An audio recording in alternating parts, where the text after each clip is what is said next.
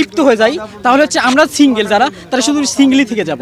আর যদি আমরা প্রকৃতভাবে ভালোবাসতে চাই তাহলে আমরা প্রত্যেকেই আগামী হ্যাপি ভ্যালেন্টাইন্স ডেতে প্রত্যেকেই একটা করে ভালোবাসা পাবো। আমরা চাই, আমরা ভালোবাসাটাই চাই।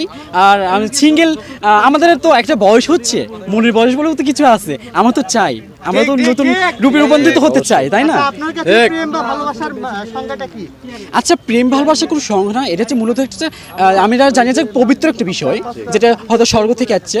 আর আমরা হচ্ছে সেই পবিত্র ভালোবাসাটাকে কিছু কিছু লোকগুলো অপব্যবহার করে সেটাকে কলঙ্কিত করতেছি। আমরা সেই কলঙ্কিত করতে চাই না, আমরা চাই প্রকৃত ভালোবাসাটাই। আপনার কি মনে হয় যে ভালোবাসার জন্য নির্দিষ্ট কোনো দিনের দরকার আছে? বা না না না, ভালোবাসার নির্দিষ্ট কোনো দিন নাই।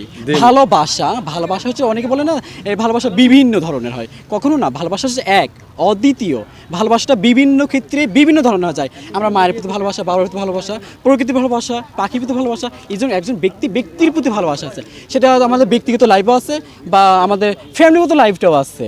এই ভালোবাসার বা সংজ্ঞার কোনো ডিফারেন্স আমরা বলতে পারি না, ডিফারেন্সটা নাই বলে চলে। আচ্ছা, আপনি বলছেন ভালোবাসা অনেকের জন্য, ভাইয়ের জন্য না, আমি বলি ভালোবাসা প্রিয়সীকেই কেন খুঁজছেন?